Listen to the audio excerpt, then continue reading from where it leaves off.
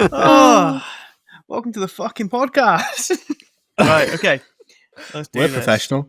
Are you ready for an intro? It's going to blow your fucking socks off. Go close to the mic if you can. Right here. Okay, should we do it here? Hello. Not that close. Fucking hell. Welcome to the Dead Spot Cinema Club. I'm going to stay with you all night. You're safe with me. Right, mute yourselves, idiots. Hello, you're listening to the Dead Spot Cinema Club, the podcast where those classic movies you've been putting off for so long have come back to haunt you. We take one of our friends who has missed out on a cult classic over the years, we dig it up from the trenches and we make them watch. And we listen to them and their review. I am Reese, and please welcome Andy, Hello. Amy, and Mark. Hello. And we are going to be talking about Scream 2. So first of all, guys, happy anniversary. It's been a year. Yay. It's been 1 year since I made you guys watch Scream. You loved it, obviously, so it's taken you another year to want to watch a sequel, which is exactly as was intended. So today we're going to talk about Scream 2, the long-awaited sequel from Scream 1996. This one came out in 1997, less than a year turnaround between the first one and this. Actually, production started while Scream 1 was still in theatres. Wes Craven put the idea across to 3 movies initially when he got the green light for Scream 1, so he already had a few pages written for Scream 2. 50 million in the first week, and they went, go ahead and start production, pal. There was an 8-month turnaround. They started production mid-March 1997, and it came out in December. The highest rated in the franchise, with a Rotten Tomatoes score of 83%.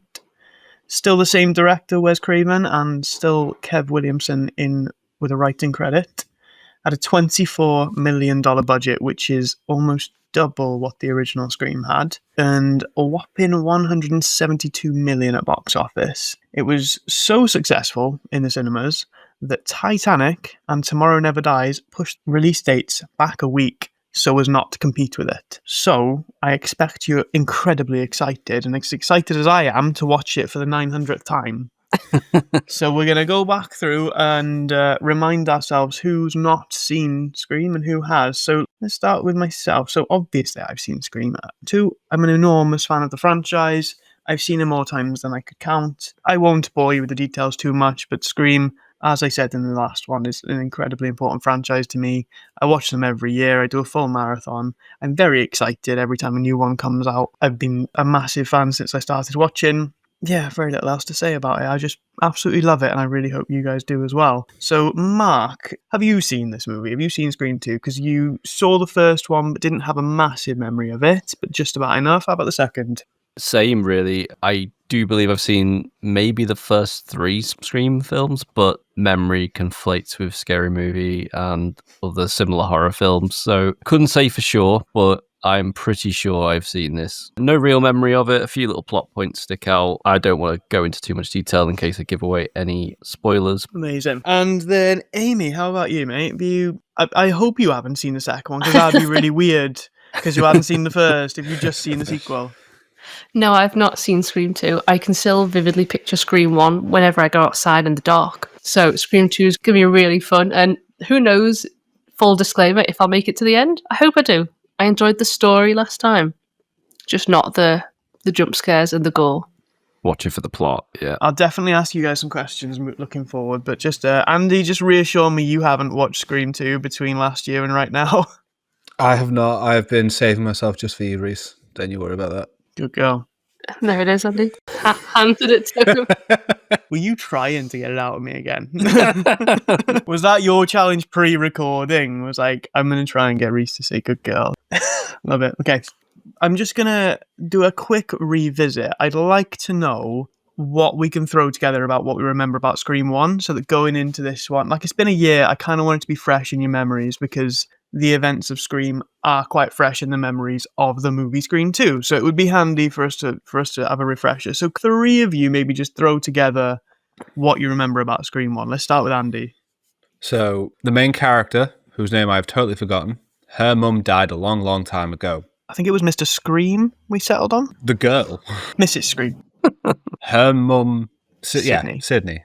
So her mum got killed, and we thought it was by a man called Cotton something.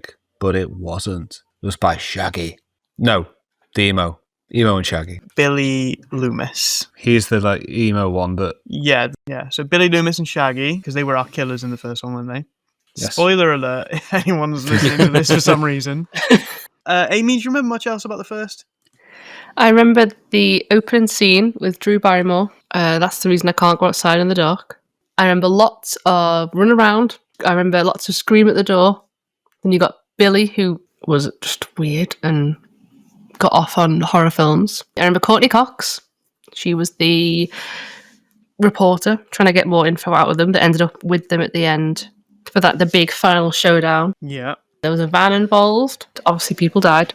And then at the end, Shaggy and Billy were like, it was us. And then they were stupid and stabbed themselves, stabbed each other, or shot each other, hurt each other, and then they eventually died. Yeah, cool. Andy, you've not mentioned your favourite character yet, mate. Yeah, I was going to say that. There's got to be one name you remember. The best police officer in the world. Yes. Dewey. I like that you're heavily pronouncing the D this time. Be very careful. Mark, I imagine your memory's not too bad. Although you didn't actually watch it, did you? No, yeah, I didn't have time to watch it before recording last time, so yeah, still... Or in the last 12 months? No, just no time. No, I remember Dewey. Yeah, I remember big clue being shoes. They spotted the killer's shoes. Amy called out the boots, didn't she? Yeah, she spotted that. I didn't find a few plot holes, like getting dressed as Scream and getting your DNA evidence all mixed up with the killers just before you get caught by the police stabbing one of the killers. Yeah, good idea. I mean, for the benefit of this watch, let's not worry too much about those plot holes. Lovely. So got a pretty good memory of it. That's awesome moving forward. And I just want to... I'm going to revisit some of the predictions because at the end of our last episode, you actually made some predictions about the sequel. I'm going to revisit them and then see if you've got any more or any idea of any further that might happen in the second one. So the first prediction we had was from Andy. He said that Cotton was going to be introduced, but not as the killer because you felt that was going to be too obvious. But you think Cotton might come back and he might get framed. That was the big prediction. Seems fair of me. I'm a smart man. The only other prediction was that there was going to be a copycat Ghostface, is what you guys kind of agreed on as a prediction. So have you got any more on where you think this sequel's going, or have you do you feel you've maybe absorbed any information from anywhere about what might be happening? I think I know that Sydney's in it and Courtney Cox are in it. I don't know who else. I'd forgotten originally that Shaggy dies. I thought he was going to be in it, but that's not going to happen. Is it still going to be set in a high school, or is it going to be like, ooh, they've now graduated and gone to college, I wonder? Interesting. Because I can't remember what... They were in Woodsboro High School. But what year of high school? I'm not sure. We didn't see many exams being taken or classes. That's true. Because having a bigger budget, are they going to amp up the number of locations? And More than 3. and I quite liked that it was localized and it wasn't like a big budget, let's go to a million places. I'm just worried that that's going to change. It's going to ruin it a little bit. Have you got any guess as to, what's the killer going to be up to? Who's the killer going to be? Are you going to know them? Is it going to be a new character? Is it going to, where are we going with this? I think it's going to be someone who's trying to scare Sydney for whatever reason. Maybe they saw it on the news. So yeah, I feel like it's someone that we've not met before who's seen it play out on TV and go, oh, that sounds like fun. I'll give that a go. Okay, nice. Is it going to be someone stupid like Billy's mum, who we never met in the first film, getting revenge for, oh, it's your fault my son's dead? Or some nonsense like that. Nice. I should be writing these down. Anyway, amazing predictions. Mark, Hello. have you seen this sequel, mate? You said you have. Do you remember much? Or do you feel like you're kind of going to be relearning this when you go and watch? Are you going to watch it? I will watch it this time. I do remember a couple of big plot things. Assuming I'm thinking the right film, not Scary Movie again. I do remember a few bits. I don't want to say them because I think it is a big plot hook. So I don't want to give it away. But I will watch it again this time. Nice. Is it like Scary Movie 2? Is there going to be a man with a little hand? So, I'll give you a little bit of context. This movie, so Scream 1, 2, and 3 were 1996, 1997, and I believe the year after as well. Oh no, Scream 3 was 2000. So first two Screams, 96 and 97. Scary Movie was 2000. So Scary Movie 1 based itself on Scream 1 and 2. Interesting. Food for thought. Yeah. There may well still be things that you saw Ghostface do in Scary Movie that he might be yet to do. Who knows? Interesting. You said you had some questions. Now's probably a good time. I've got a few bits, but nothing question-wise. So you said that he kind of roughly planned out 1, 2, and 3.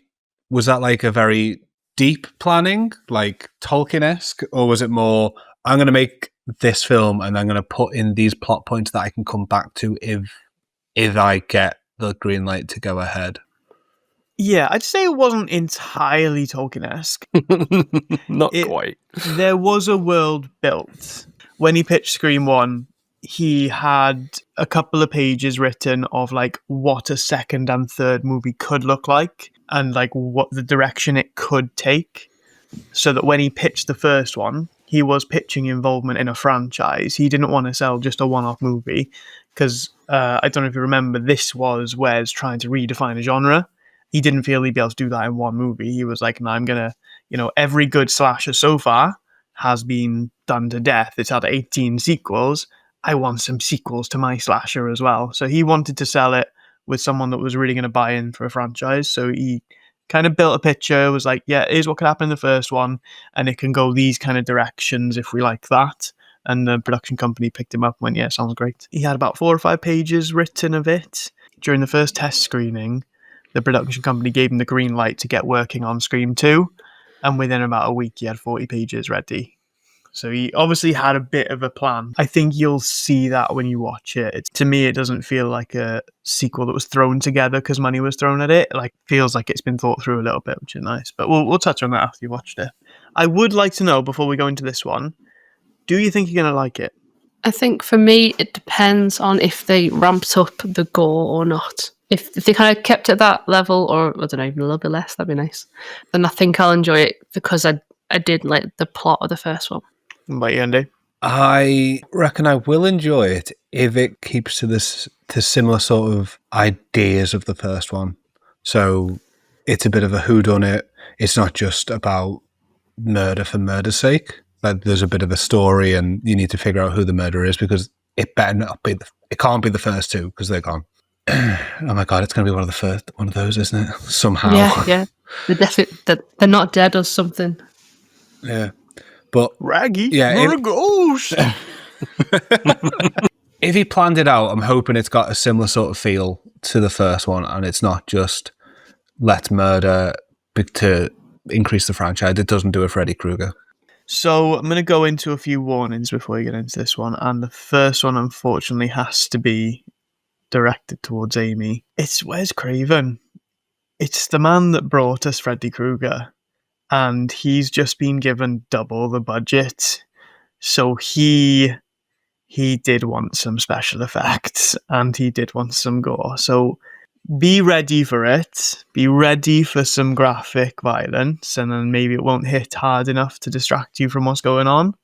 But I'll reassure you that this isn't just a gore no. Like, it's not about the gore, but there will be gore. And I think naturally, because it's high school / college kids in 1997, there are jokes about gender norms and sexuality and things like that in there that will potentially leave a bit of a bad taste. I love this movie, and it always just feels a little bit wrong when I hear some of the words in it. It's nothing too crazy, but it's just worth acknowledging that it's, nearly 30 years old. Oh, is it 30 years old? It's maybe older now. 97? No. Not quite. It's 28 years old. So yeah, it's just worth acknowledging that. There's a little bit of that, but nothing crazy. Apart from that, I think you'll have a good time. I think you'll be pleasantly surprised. Like I said, it's the best rated of them, and I think that's for good reason, and everything is just ramped up, and for that reason, I think you're going to love it. So, I'll send you off now to go and watch Scream 2, and hopefully when you come back, it will be your new favourite scary movie. Enjoy. See you later. Yeah. Bye. Bye. Let's all go to the lobby. Let's all go to the lobby. Let's all go to the lobby to to get ourselves a And welcome back. Hopefully we've all been off and had a lovely time watching Scream 2. Yes, everybody? Yes? I definitely watched it. Yeah. Perfect. Love it. Initial thoughts. Go on. Just give me like a 2-word summary. Mark, you first. Go on. Good cast. Amazing. Yeah. Amy? That's what I titled my notes, which was called "Fuck Off 2." No, too many words. Over to you. Take us through your experience, guys. Okay, take us through it, dude. So we start off at the premiere of a film called Stab, which I'm guessing as soon as you see it that it's the story of Scream 1. And lo and behold, there is Ghostface, and it's, yeah, the opening bit that you see is just the opening of Scream. And this really does just remind me of Scary Movie as opposed to it being Scream 1, but it's quite an interesting little way to start the film.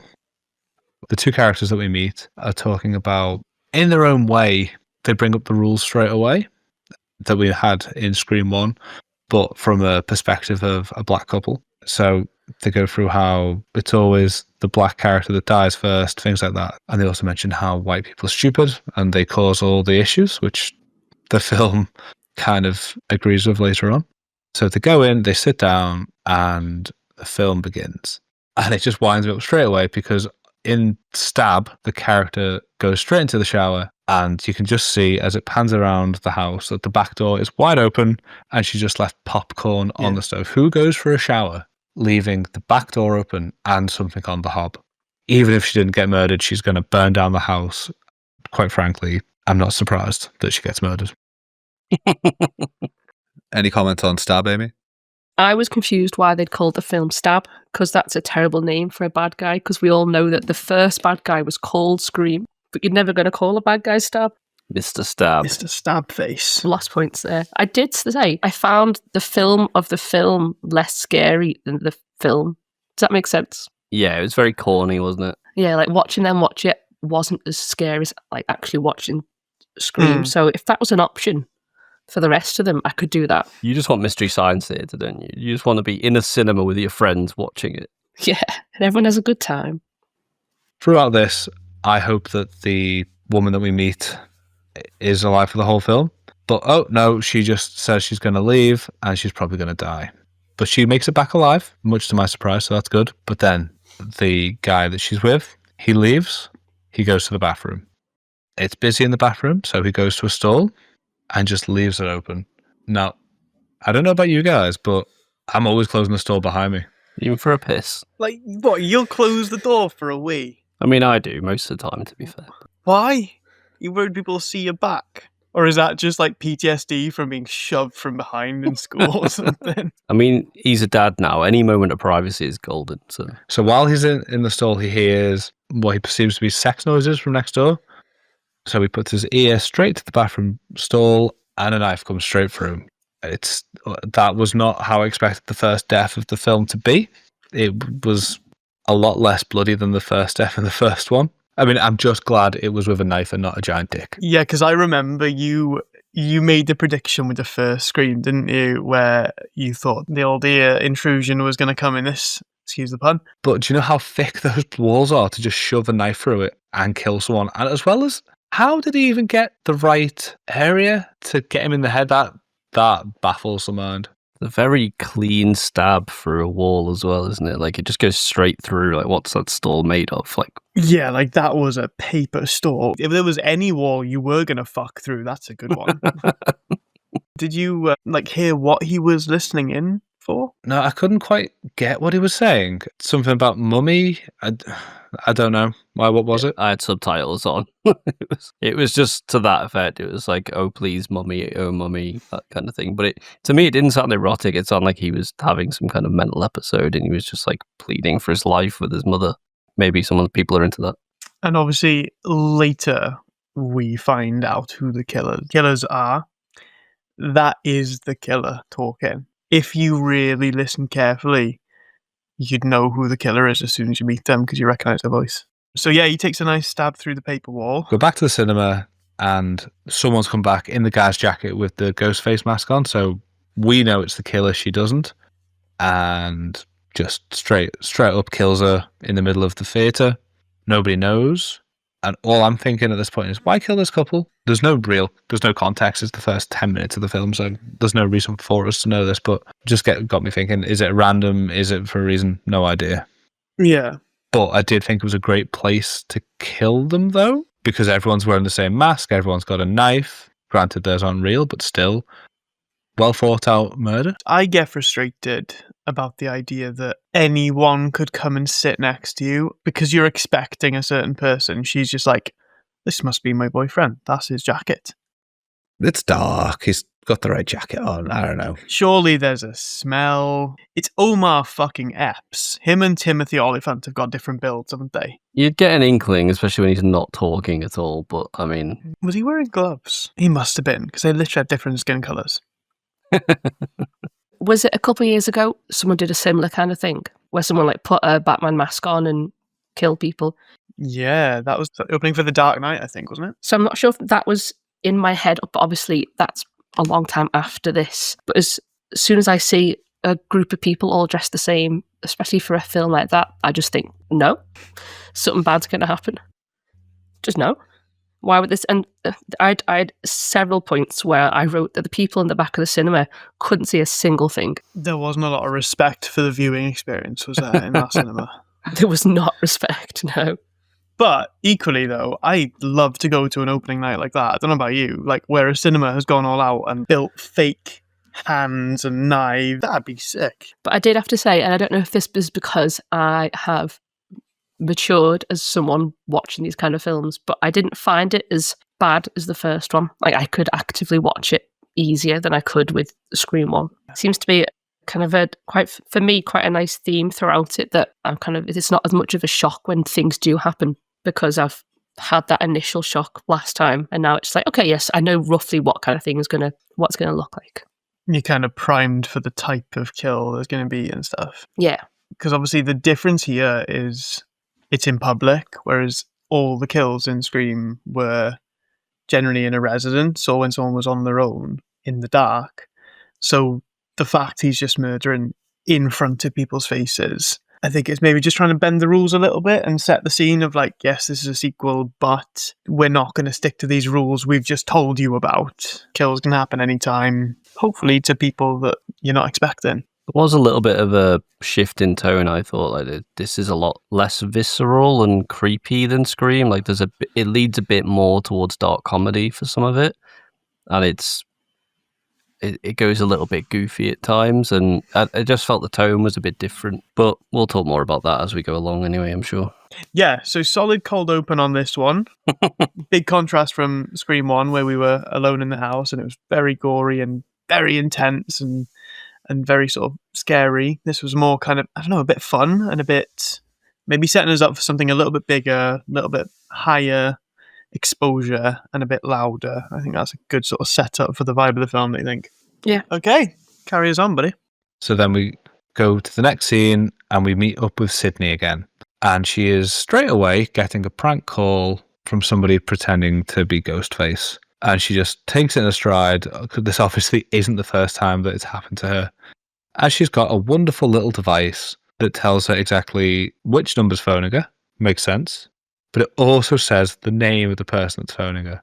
Now, I don't get how that's possible unless it's the bill payer that it's bringing up. So does that mean the guy that's phoning is like a 40-year-old man that's paying for his son's phone line? Well, apparently it used to exist. That seems like bullshit technology to me.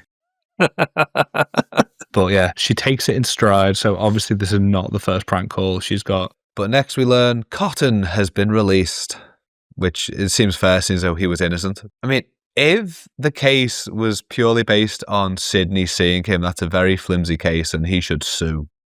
He should sue for false imprisonment.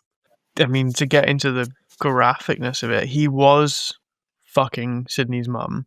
That's not illegal. She got killed soon after they had sex, and he was then, implicated with DNA evidence.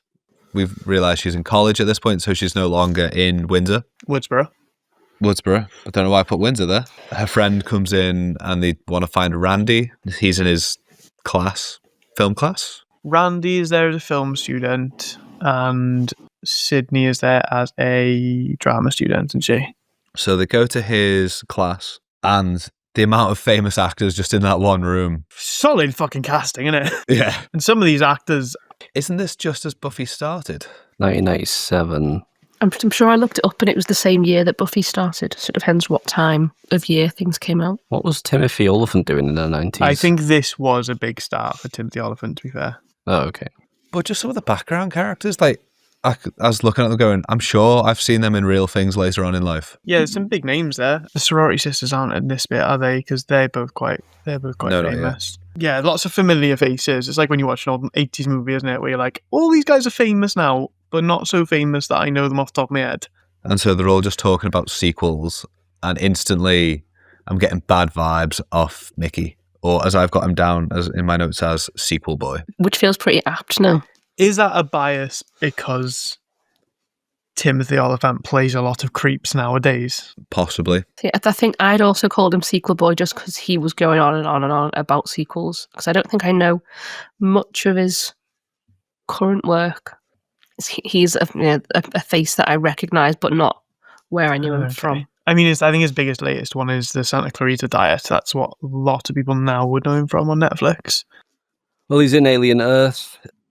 He did Justified. He did Deadwood. He was Some Hitman. That's a big one. He was the I don't think Hitman. I've heard of any of those films. Yeah, he's been in a lot of things recently as well, but generally niche audiences. It's usually either serious role or comic relief in a serious film. Like tends to be his vibe. Someone here mentions the 6 Degrees of Kevin Bacon, which was, I remember being a big thing in the mid 2000s, and I wasn't sure if this was a starting point for it, as we find it often is with films we watch, or if it's something that they're copying that they've also heard somewhere else. The game emerged in 1994 after some students at college created it, so it had been around a couple of years.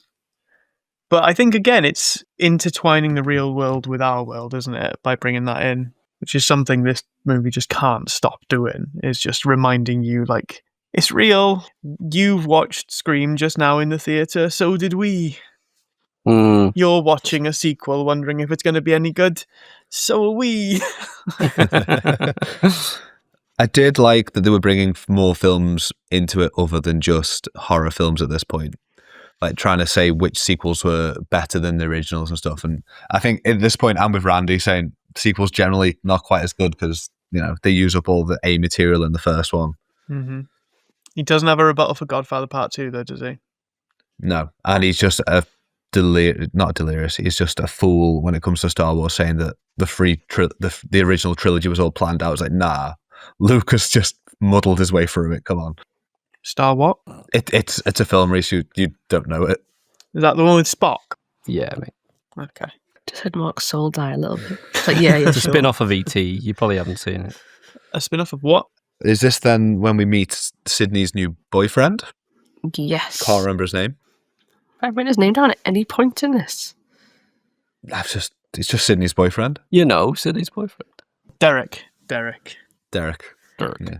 The most fucking plain, jock-looking guy in the world. You know, sometimes you don't want the boyfriend to be out in front, so he's just a background-looking guy. It's fine. But yeah, Randy is proper in denial. He still is fawning over Sydney ridiculously. But you know what? You do you, boo. Because then we meet Dewey again, don't we? I had comments about Dewey. I'd forgotten he was stabbed, which did not help. So I couldn't work out why he was limping for a long time. Oh, right. And then I asked if he was stabbed in the face, and if not, why did his face look like that all the time? And also his mustache was too small. His mustache is terrible, isn't it? It's the worst mustache in cinema history, I think. Yeah. And I don't think that's an So understatement. he's scared of it. He's scared of it. Yeah. It's not good. And do you know, a mustache like that takes a lot of grooming to deliberately make it like that as well. So that's a choice he's making every day. It's the wrong choice. Mm. But did you notice he also had something going on with his hand? Like he was limping. It's like, okay, he's been stabbed. That's fine. But it's kind of like he's got a hand that you can't really mobilize. Is it his right hand too much? Well, he was stabbed in the spine. Yeah. But it just reminded me more of people that have had a stroke than... Obviously, the spinal cord is the housing for the nerve center of the body. So I think the idea is he's taken a stab and that right side of his body's been affected because it's severed the nerve, or at least impacted it. But I would have thought that the arm nerves would have been higher up the back, but I don't know where exactly he was stabbed, so Yeah. I'll just give it to him. I'm no doctor, or am I? We meet Gail again. She's back. She's back. Turns out she was the author of the book that the film was based off, which was based off the first film, which we know about. Mhm. So I've just got a note thinking, is someone trying to like get to Gail instead of Sydney? Like, is that what the plot is of this film? And Sydney's just like an unfortunate collateral damage? No. Mm. That idea went out the window very quickly. How did you feel about the? I know it's only been a year, and for people watching this, it had only been like, just about a year since they'd seen it. But how did you feel about getting that kind of gathering of the old guard and those surviving characters all coming back together for a scene? I didn't mind it. With Randy and Sydney being the same college, fine. They both wanted to get away from their old place. Yeah, fine. Gail being there, that makes sense because she's a reporter. And she's close to the topic. It would make sense for her to be there. Dewey, the best police officer. I mean, he's not even a police officer anymore, is he? I assume he's been retired. I think he still is. He's definitely out of his jurisdiction when he comes over here. I think he's still a police officer. Someone says retired police officer later in the film, but Hmm. yeah, I don't know how they know that. I'm pretty sure he's still in at the moment. But yeah, it's very suspicious. He just turns up just as all these murders are happening. Yeah, I like it as a scene because when I first watched this, and sometimes when I do my rewatches, I forget who's still alive from the first movie. So it's good to just get them all in one room and take stock. Is this where we meet the local reporter as well? Yes. Sheldon's mum. That's who she fucking is. Thank you. Oh my gosh. I couldn't work out where I placed her. We also meet these lovely sorority girls who I dislike straight away. Oh, I like them straight away. It's a They're surprise. just unnecessarily mean to Sydney. He's like, oh, sorry that you've been through trauma. Fuck you. In the theatre, and then don't they leave? And then that's when she sees Gail outside, and Gail kind of ambushes her, trying to get an interview with Cotton and her together as an exclusive. Cotton is unaware that Sydney doesn't know, or so he claims. And he just looks so desperate. It's just he just wants something, doesn't he? Yeah, he's there all in his suit, just hanging around outside the college, just desperate to get something on camera. Yeah, I'm just really confused why he doesn't seem to want the money. He just wants to have coverage. But it's not to like clear his name. It's just he wants to be on TV. I don't quite get his motivation at this point. Yeah, first I thought it was like him, like, it's ruined his life and he needs to make some money from it somehow. But then, yeah, he does become just a bit fame hungry. There's hints of money hunger at the end, but yeah, That's how I read it, because it was like, they're from a small town. It doesn't matter how much clearing your name you do. No, you're not going to get a job. You're always going to be the person who was like, did that crime, even if he didn't. So I think he's just like, I got to make money somehow, and fame is the only way, because obviously there is a theme throughout this movie of the criminals rising to fame through heinous acts. So I think he's one of them that's trying to exploit that.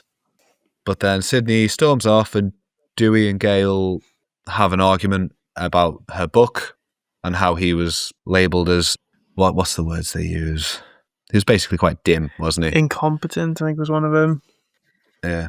Basically everything you said about him in the first Scream watch. I mean, not wrong.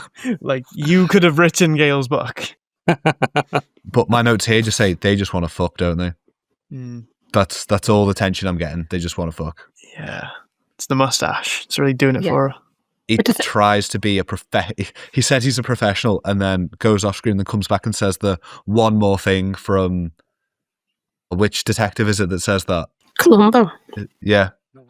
So it's like, mate, you can't try and be professional and then copy a TV detective. That's not how it works. I don't know. This is the first time that I feel like I felt that Dewey and Courtney Cox had any sort of vibe, because I don't think I remember it at all last film. Not that I can remember. So that it did throw me off to begin with, because I just wasn't expecting that kind of romantic connection with them at all. They have a lot of chemistry, don't they? At this point, I don't know if they're married officially, but at this point, but they're definitely going out by this point. Yeah, they got together by the time the filming of the first one had finished. That probably explains why that on-screen chemistry is a little bit more so now, because they are with each other now throughout the movie. Still, it's not a believable couple in my eyes. Like, you look at the incompetent police officer and the semi-successful, like, gorgeous, by 90s standards, Anchor. It's like, it's not a fit, is it? She's so ambitious and power-hungry, yet wants this absolute fucking moron who's going nowhere. It doesn't make sense. Maybe she just likes to look after her man, baby him.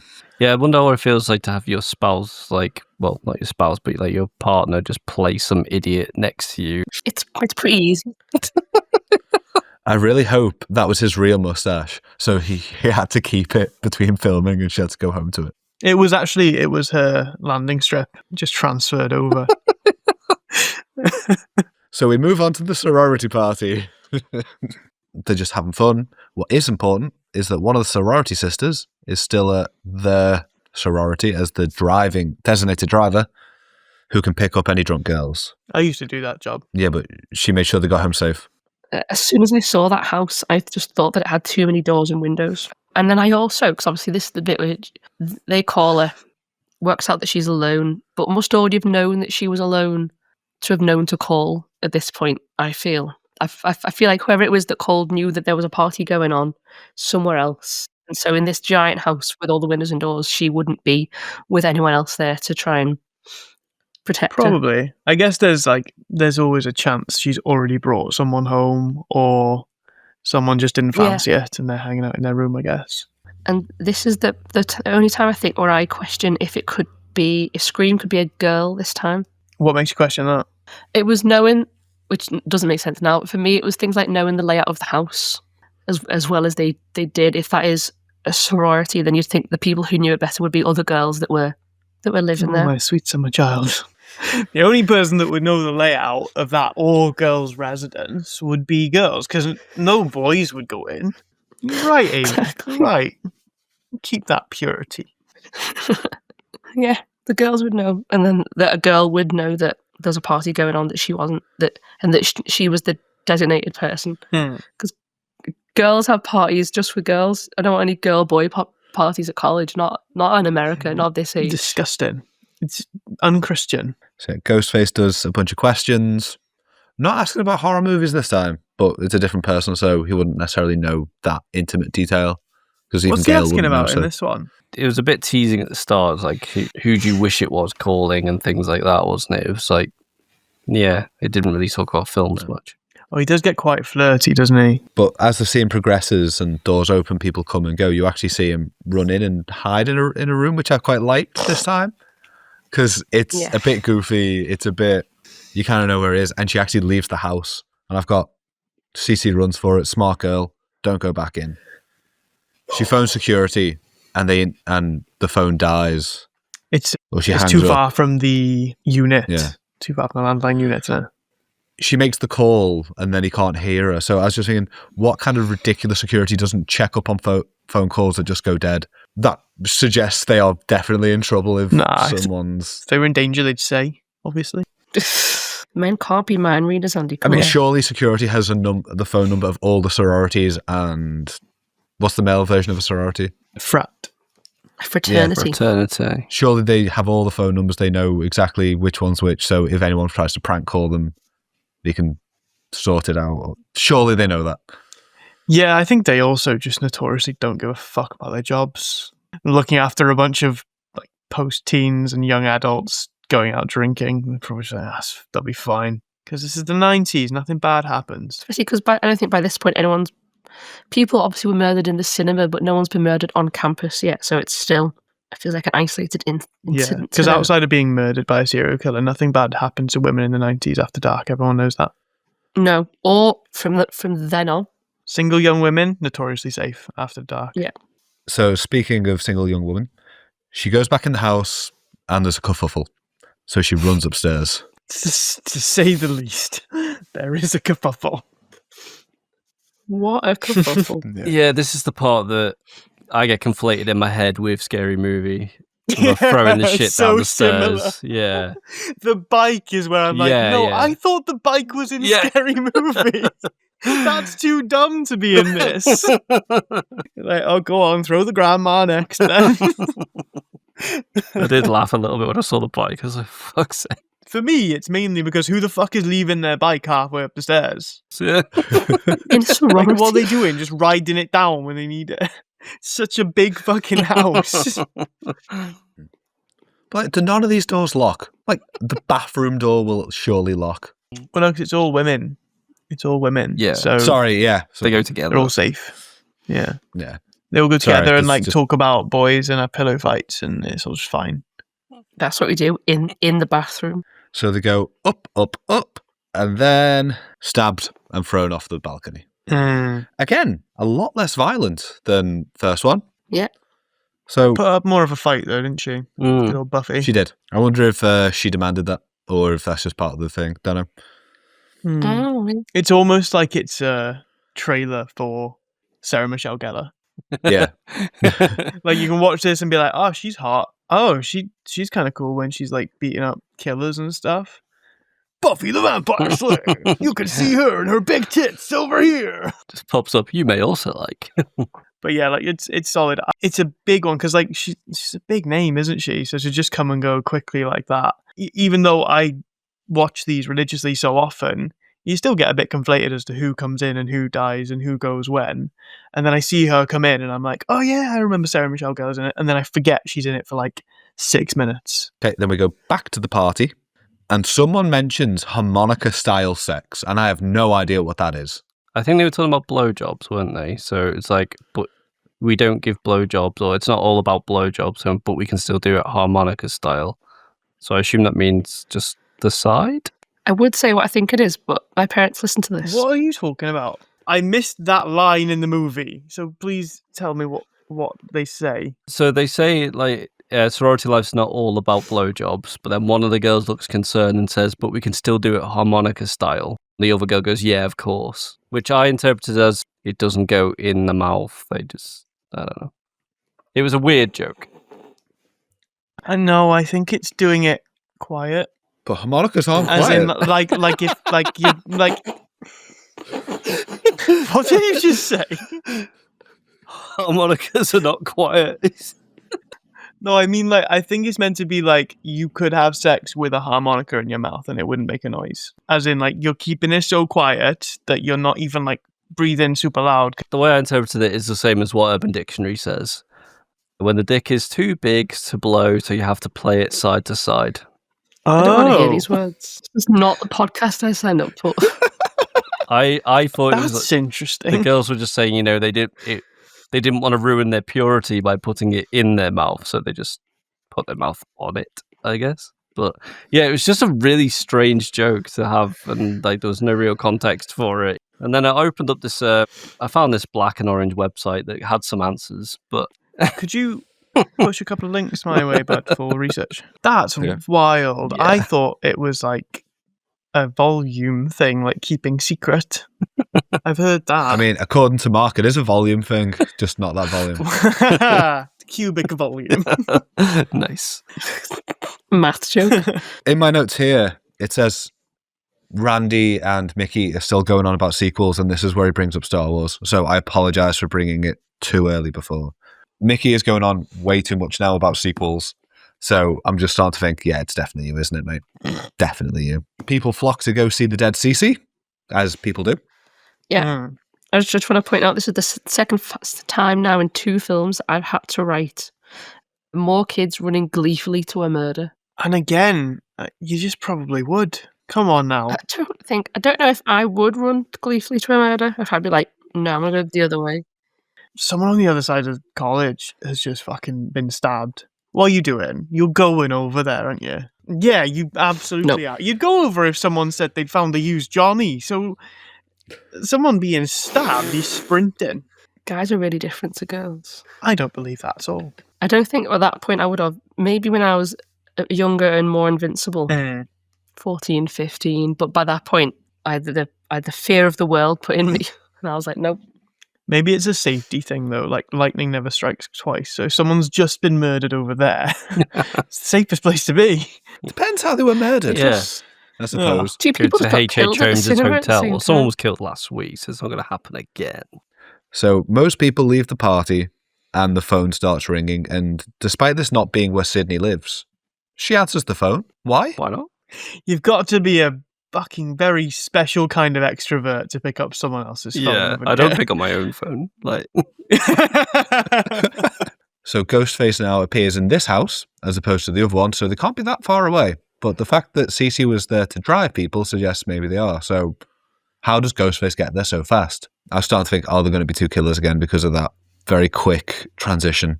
And Ghostface again seems to know the house, seems to terrorize Sydney as opposed to trying to kill her, which seems to be a theme in this, which later on makes sense to a degree, but I'll get into that later. But Derek goes to be the big hero, goes in, gets a cut arm. It is hard to believe that he just got an arm. His arm was cut after the last film, and Yeah. Sydney's starting to think that too. And you know what? I can't blame her. I think this is where it starts with like the movie knows very well where your head is at, and it knows you're on alert for who it might be, and it's just going to be like, well, I'm going to give you a reason to suspect everyone, you little fucking idiot. It's going to start just throwing red herrings at us, isn't it? So then after that, we go to a hospital. So already in the first, hour of the film, we've had more locations than the first film. Mm. Yeah, in the hospital, you've got Mickey trying to suggest it might actually be Derek, or I've put D-Man here, so I must have known his name at some point, so the boyfriend. At this point, he's trying to really push a narrative of who it could or couldn't be. So yeah, me and Amy actually took a break then, because we watched it over 2 days. Oh no, did you guys get back together or? I had to watch it in the middle of the day. that's like 20 minutes into the film, isn't it? He took a break. That's like a good hour. Is it? Jesus Christ. Yeah. Yeah. Yeah, the first half of the film really drags. It's not even Act 2, really.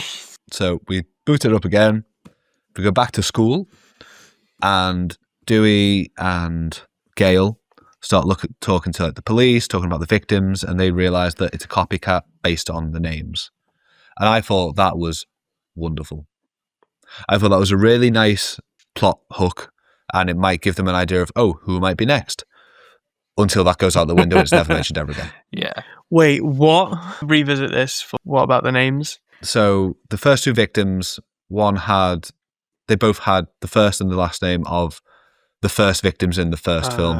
Yes. And then Cece, whose real name is Casey? Casey makes sense. Yeah. She was Casey was in the first one. We're in the first one. so she was the Yeah. third victim in the first film. Mm. And I just wish that had continued, and like maybe they'd used it as a try and who's next, maybe try and thwart the murder a little bit, but no. Never mentioned again, No. never even considered again. Yeah. It's And this is where, like, because you mentioned you don't know why they bothered killing Jada Pinkett at the beginning. That would have been a good explanation for it, but it's not really founded on Yeah. anything, is it? it feels like such a stretch even when they're doing it. It's like, oh, this could be a loose connection. No, it's not. It's just gone. Like, it may as well have been a coincidence.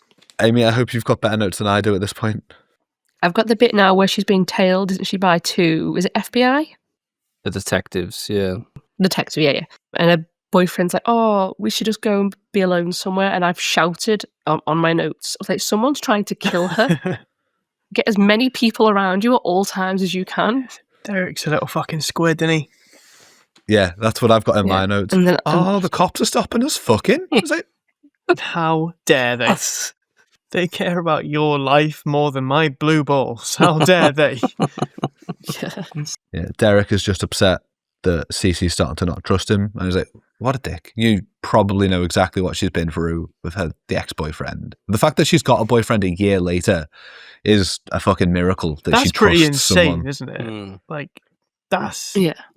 so, like, that probably shows the immaturity of nearly being murdered by your boyfriend, and within a year you've got a new boyfriend who is looks very similar, is a bit of a creep. It's a bit weird, isn't it? After that, we go to the next scene, which is like lunchtime or something. In like cafeteria, maybe? Best scene in the movie. Yes. Best scene in the entire decade. Ugh. It starts off with Mickey again trying to push theories of who it could be. So I'm just like, yeah, it's you, mate. You're just going too hard into it, and the boyfriend starts singing. Oh, he does. Oh, he does. I've written here, I wish he had been killed after that performance. Mickey points out this is a reference to Amy's favourite film. Yeah. Which film? This song was in my head for a couple of days because of this. They do a similar thing in Top Gun, but not with the same song, with a much better song. It's by far the worst thing to happen in cinema. I thought this was your favourite Scream film. Yeah. It is, but that moment is levels of cringe that have not been met in 10 years of Vine. It's hideous. You could have a leak in your kitchen and play that scene and it'll dry it up. And it's obviously trying to be a bit meta. It's having a dig teen rom-coms and stuff, And theatre kids. but it's also, they still did it. Like, they still chose to do it and felt there was some artistic merit to it. And that motherfucker sang that motherfucking song. And he probably he was happy doing that on camera forever. Which is wild. Because he can't hold a note. He's just objectively a bad singer as well. And No. yeah, I don't get it. And he gives her his fraternity letters at this point, doesn't he? But they say that he will get beat up for that. And he does later, so you know what? Yeah. Fair enough. Just explaining the film later. I think, is it right that we then go to the theatre? No, you are not right. Cut that bit out. I don't like it when he says. Strike that from the record. Yeah, got that, gone. Yeah, there's an interview about the film Stab, and they show a clip of it, and I love it at this point. They show, again, another Heather Graham. actor playing old boyfriend. What was his Luke name? Wilson. Luke Wilson. So good. They mention so Yeah. many of the cast of Friends in this as well. Yeah, don't that they? fucks me up because they they say talk that to- David Schwimmer Yeah. is playing. Does he say he's playing Dewey? They say David Schwimmer is playing Dewey, which fucks me up because then, like, in this universe, either Friends exists without Courtney Cox in it, or David Schwimmer got famous not for Friends. They mentioned Jennifer Aniston later as well when Gail Weathers leaked pictures and it was my face on Jennifer Aniston's body. I just wish I could see Stab and just see this weird alternative version Yeah. of Scream. Did you see who gets the director credit for Stab as well? It says the No, who was it? director is Robert Rodriguez. He directed Kill Bill 2, did lots of work with Oh, Tarantino. that gives him a directing credit, and then there was a rumor going around amongst film nerds that he did actually direct the stab scenes within the movie. He didn't, he just didn't. But yeah, it definitely slings cameos, which is just fun. Scream is redefining slashers and horror. This started being produced as everyone was realizing how well Scream 1 did. So it was probably quite easy to get people on board because a lot of those guys mentioned have been in some very low budget, not so successful horrors. So they probably have got a little bit of a soft spot for bringing horror back, to be honest. So probably wasn't that hard to get them involved. Next, Randy brings back the rules of the sequel. He mentions 2 of them, but then he says you should never ever, and then just gets cut off and doesn't explain what the 3rd rule was. I was like, for God's sake, what's the rule? Because if you don't tell me, it's going to piss me off. And we never find out what his 3rd rule that you should never ever do is. And by any chance, is it don't turn your back on a van? Because you should have listened to yourself. So in Scream 2, it was the 3 rules of a sequel. The body count is always bigger. Death scenes are always more elaborate and bloody. And rule 3 was interrupted. Never, ever, under any circumstance, assume the killer is dead. Was his actual rule, but it's not said in the film. Mickey again is spitting theories of who it could be. It's like, great. And Dewey is squinting way too much, like he's in a Western. And they're in a saloon. Yeah, it's just... That is what him and Nev Campbell do for most of the movie, to be fair, is just look surly down. Full faces, yeah. But Dewey and Randy are talking about potential, like, culprits, aren't they? As well as going through the killers in other films, and they do mention Mrs. Voorhees as a good killer, not Jason. But she was the original killer, not the sequel which they mention in the first film, so it's ridiculous that they get that wrong here. Yeah. But just the simple fact that they mention Mrs. Voorhees made me think, oh wait, no, it's going to be, I'm probably wrong about Mickey. It's going to be Billy's mum. Just otherwise, why would you bring up Mrs. Voorhees in the wrong context at this point? Mickey does also mention Dharma at one point as well, doesn't he? Saying like, I can't remember what the context was, but he also starts dropping the names of serial killers. I've just remembered where I remembered Laurie Metcalf from. It wasn't from Young Sheldon. She's in Monster, that Ed Gein one, isn't she? She plays his mum. So she's played 2 serial killer mums. We then go to the new camera. Theatre? No, not yet. Gail is arguing with a new cameraman and he doesn't want the job. He is worried for his life and he is the only smart person in this goddamn film because he just storms off. Granted, he comes back later, but he should have just stayed away.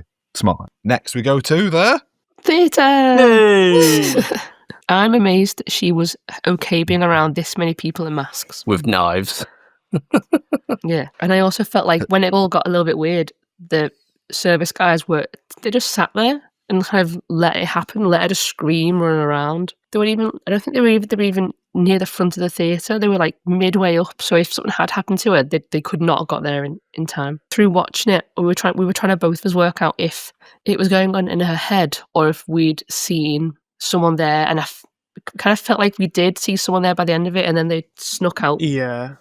By the time kind of lights came on, everyone That's had a masks really big bone of contention in the fandom, is whether that happened or not. There is no definitive answer. My take is that it was a hallucination because you've got the Secret Service guys watching, you've got the director watching, you've got everyone on stage. You'd surely notice someone in the wrong mask. It doesn't make sense to me, and just really exposing yourself that boldly seems crazy. And it is like such a high stress, high tension moment, lots of noise, lots of moving. It would lend itself to a hallucination, wouldn't it?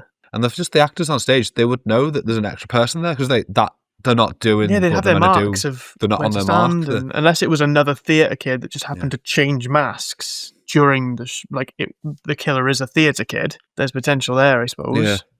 Well, just someone else trying to traumatize Sydney for no reason because everyone just hates Sydney. So in my head, it's got to be not real. Who would it be? Would it have been her?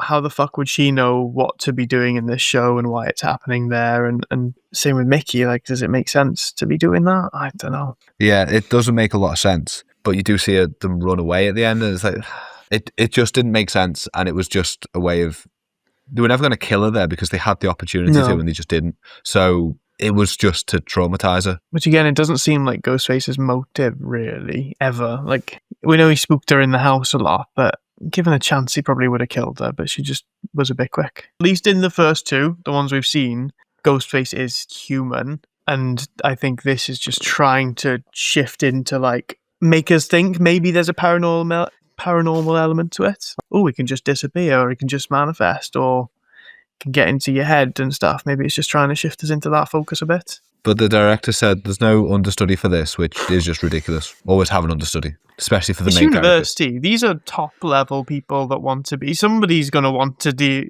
the lead role, aren't they? They're not going to be short of actors. It's an acting school. But yeah, why were the police sitting in the audience and not backstage? Don't know. And it's very convenient. Mickey is editing at this point. So, What's he editing? True. See, I just thought it was an excuse for him to be Ghostface, but that could actually be he's editing stuff which happens later on in the film. Interesting. That's what planted it for me on my first watch through, is that he says he's making this documentary the whole way through. And then obviously, like, Ghostface is fucking around filming everything, isn't he? Yeah. So But then Derek appears. Sorry, you go. No, go on. No, sorry, I was about to say that we left here now, but you've got more notes. Yeah, Derek appears, and again, she's suspicious. Like, how'd you get here so fast? Why are you here? It should be Mickey. Mickey's editing, and she just doesn't trust him, which, fair play. Don't trust him either. So yeah, they just start running around. I then see that van and think, well, that seems too obvious. I didn't. Obviously, I think you're almost meant to think maybe the camera guy's in on it in a sense, because the camera van, is there front and center. But it felt a bit too obvious. And then just that van being there. As soon as you see the van, and as soon as he turns away and has his back to the van, it was never going to go well for him. But I've got to say, I did think that Randy was going to make it. I think in my head, everyone who made it out of the first film was going to make it out the second film. This is the most devastating death for me in the whole Scream franchise, because Randy is my favourite, and him just dying in the blink of an eye. He doesn't even get to fight it. He doesn't get a fight. He doesn't even get screen time while he's getting killed. He just gets pulled into a van. Yeah, I feel like he would have added to the franchise moving forward, because I've always said, like, he feels like the viewer. He's the one that tells us what the fuck's going on, what to compare that to, and he makes it meta, because obviously after this, Mickey fucks off as well, doesn't he? Because he's the killer. So without Mickey and without Randy, we lose that fourth wall perspective, that fourth wall breaker, and I miss that. So yeah, I feel really bad for Randy at this point, and I try to forget every time I watch, and then I go, oh no, he's by the van again, and I just try and skip that bit. Yeah, I was devastated when Randy died, and I was surprised. Like Amy, I thought the original crew would survive and they would be like part of the franchise going forward. But the fact that they killed him just meant no one was safe, apart from maybe Sydney. But maybe Sydney dies in a later film. I have no idea. It does a good job of that, doesn't it? It just goes, all bets are off now. Nothing's safe. You've tried to be comfortable being like, the first one was, if you're alone and you're in a big empty house, you're probably going to get murdered. The second one, it started you off like, well, you could be with your friends, you could be in a public space. And then it's also going, you could be a character people care about as well. And as a viewer, you're just like, fuck, anyone can get killed anytime now. So we move on to the library, and apparently all these computers are in a big LAN and they can just send messages to each other. Why do they all have instant messaging between each other? It's a library. It was the What 90s. benefit does that have It's for a the library, library? not us talk. So you can help with like research and talking to people. Be like, oh, where's that book about fact? And then someone goes, yeah, it's over there by the book about history. I've never been to a library, okay? Oh, I didn't Right, think so. you've seen me. I've never read a book. You've got me, okay? I've never been to a library in the 90s. But then the police just leave her. It's like, oh, yeah, you're in go danger. wait here by yourself. Is she in danger, though? She's had a message that says you're going to die. She's not in danger. There's just someone sent her a message. Yeah, she's already had calls like that before she knew there was murders going on, and she was prank calls, so... It could literally just be the guy next to her going, haha, you're going to die. But Cotton, it was probably Cotton, to be fair, to get the police to go away to talk to her, because he uses this as an opportunity to talk to her and ask about exposure. And he's really desperate to talk to Diane Sawyer. Really desperate. I'm not 100% sure who Diane Sawyer is, but, the fact that he I wants just me assume off it. that's a big talk show name that I should know watching this. From the but 90s. I don't know if it's real or fake. She is real. There we go. Diane Sawyer is mentioned. What is she mentioned in? There's another show, maybe like Gilmore Girls, something like that, where that's it. I think she's like a serious journalist who, is kind of held with high regard Okay. back in the kind of 90s, 2000s. Or she doesn't exist, and you've just confirmed Scream is set in the Gilmore Girls universe. But yeah, the Cotton character is just so pathetic at this point. He has lost a year of his life for no reason, but He's very desperate, yeah. I also sometimes watch this through the perspective of what if her mum never died? That's her stepdad. And that's a very pathetic stepdad-stepdaughter relationship. Her ex-stepdad. No, I mean, like, if the mum hadn't died, because he said he loved her mum, so, like, they could still be together, and he's this pathetic man who's pestering her in the library. You would have been in a position of responsibility for this young lady who's been traumatized, and you're just creeping her out all the time out of choice. It's really weird. Yeah, hiding behind corners and grabbing her. Nobody respects victims in this movie, do they? no.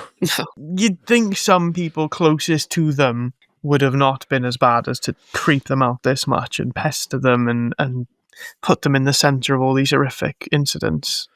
I think in Cotton's head, he had it worse, which is really weird because, yeah, it wasn't good for him. Not at all. But he didn't have to see and go through all of that personally. He got falsely accused, went to prison for a year. Everyone she knows is dead, and she watched most of those murders. And then everyone else in the world is just making fun of her for it. She was forced to take another human life. Yeah. I don't know, forced is a strong word. She enjoyed it. She really did. But by the end of this film, she was like, yeah. So yeah, Cotton gets arrested and they go back to the police station, and the police are just as useless in this as they're on the first one. There's no evidence to suggest he has done anything wrong and that he shouldn't be talking to her because, again, he hasn't actually done anything. And Cotton leaves the police station after they can't charge him. He leaves first, and yet we go outside and Cotton leaves second. It's really weird. So unless he went to the toilet first. Yeah, went for a week. This is the point where I've written down, so this is where they put a curfew on. So they say, we'll take you away somewhere, keep safe, and then no one will be allowed out. And I've gone, oh, well, if no one's allowed out, I'm sure that'll be fine. Do you know what? I think they should have gone one step further, and they should have put a no murder rule in place. Problem solved. Yeah, the local reporter is then interviewing Gail, isn't she? Trying to get a question, trying to get answers from her. That makes me think we've seen this woman a bit too much now. She's not driving the plot, or is she? And then I instantly put a question: is she actually Billy Loomis's mum? This early on, you were thinking it. Yeah, because I was just seeing her too many times. I was like, no, because I remembered because of what they said before about Mrs. Voorhees. Like, yeah, because of that, and we've seen this woman too much because she's not actually doing anything. She's just there. She's always just there. She's not progressing the plot. She's not presenting anything. She's just there. Thankfully, you shared none of this with me, so I was completely oblivious that anything could be her. Same, Amy. When I watched this, I had no fucking idea. I was just like, oh, she's a bit annoying. Yeah, I was like, oh, calm it down. Maybe guilty of being a little bit overeager, but So everything they were accusing Gail of for her reason for being there, like, oh, you're just after the story, you're after the glory, I was seeing in her. She was like always just trying to be around the story, trying to get the first one. So I just thought I got the feeling she had something to gain from the killings, but it was like, is that another red herring that the film wants us to think it might be her? I had suspicions, but I had suspicions about most of the people on screen at that point. So. Yeah, you're like too hesitant to commit to your suspicions. Cause, yeah. And we get another scene between Dewey and Gail talking about who it could be. And I like their scenes together. I love their scenes together, and I don't know why. Despite his stupid face, I just like the chemistry between them. They do just have good chemistry, don't they? They do. And I don't know if you've noticed, whenever there is an opportunity to split up, they go together. Yeah, and they decide that they're going to check all the old footage because whoever is doing this must be in it, which I thought, okay, that's a reasonable assumption. It's not guaranteed, but it's an interesting assumption. And I've written down 2 predictions, Mickey or reporter. Gail and Dewey find the only VCR they could to look at the footage, and it's at the bottom of a lecture theatre with no escape. Yeah, VCRs are really rare in the 90s. Yeah, especially in colleges. There isn't one on a stand outside every classroom. For the teachers hungover. I saw this room and just thought this feels like a big place for a fight. I wasn't sure this was going to be. I thought it was going to be a bigger place for a fight than it was. I suppose. I'm thinking in my head. I was thinking more akin to the house in the last one. But looking back now, I don't think it was complicated enough. Like, it's just a big square room, so you couldn't do that much with it as you could do kind of with hiding and stuff for the house. So when you were watching this, Amy, because I know you really liked the whodunit element of the last one, are you too worried about when you need to prepare for the next murder to think about the actual mystery? Yeah. Because in my head, when I rewatched this and they were like, oh, we got to review the footage, I was like, oh, I bet Amy's buzzing off that because you're going to get a chance to see all the characters, what they were doing at the scene and try and work out who it is. And you're just like, where is the knife going to be? Where's the nearest escape, guys? Make sure you've got a way out of that room.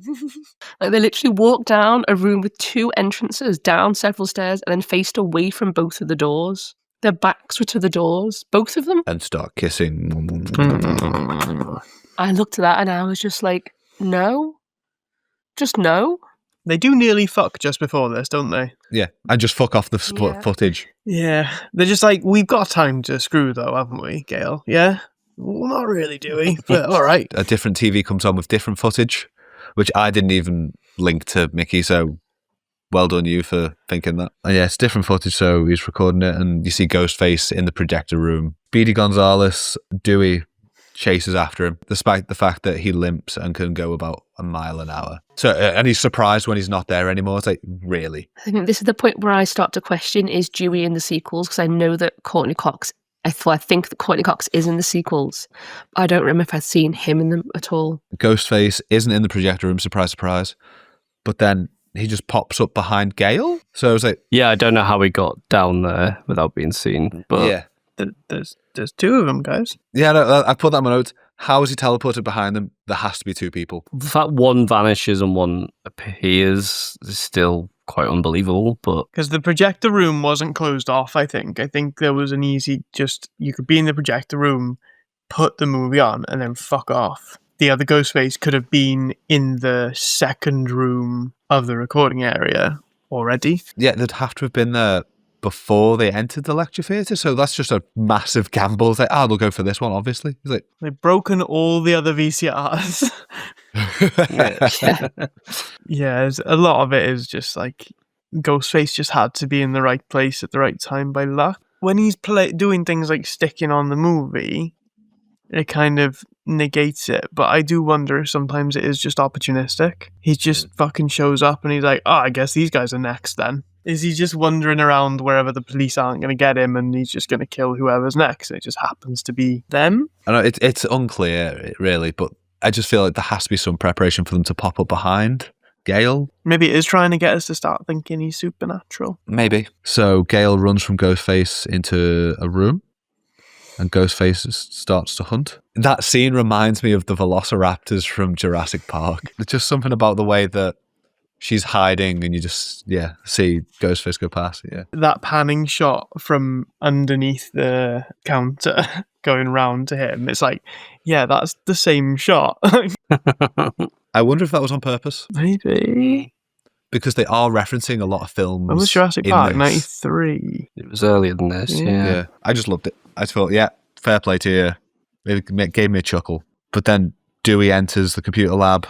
Just right, he's about to die, isn't he? Randy can die, he can die. Gale locks herself in a room, but there's a glass panel. Dewey's on the other side, and he gets shanked in the back. And again, this reminded me of another film. Just the way that he's slowly dying and going down, despite there being Ghostface and blood everywhere. It reminds me of Star Trek II, The Wrath of Khan, where Spock dies, because he's also behind glass and slowly goes down. It's a very similar sort of vibe, other than the murder. You're such a nerd, Andy. I'm guessing I'm the only one that's seen that film. It's a good film. Is it? All the even Star Trek films are good. All the odd ones are rubbish. I don't know why, it's just how it ended up. And they always banked on the wrong one to make the money. There's like the soundproof glass, isn't there? So he plays around with the sound a lot now, where when the cut's from one side, you're just hearing Gale horrifically weeping while watching this man she loves being stabbed to death. And then you kind of cut to the other side and you can hear him, but you can't hear Gale crying out. You just hear like the gurgling blood and stuff. I like that sound production. I think it was done really well. And I think it added a level of viscerality that the movie's been missing up until now. It's all been very kind of like quick and shots of maybe people we didn't care too much about, or they've just been quick, killed and over. And this is like this lingering, fuck, we kind of like Dewey and he's kind of nice. You know, some of us like him. And he's just a nice, kind character, and we just have to sit and watch him die really slowly. It's quite tough. It feels like it ramps up the seriousness at this point. It's gone, okay, you've had all your goofiness. Now we're just getting dark. I liked that tonal shift in it. At some point, if the movie wants to call itself a horror, it has to be horrific. It can't just make jokes. It has to give you the horror of like seeing someone's last breath and feeling someone's pain, doesn't it? And I've just written pull the mask off, and I'm trying to think at what point here one of them was close enough to do something, be able to pull it off. I'm sure there was a point where Dewey was on top during that fight.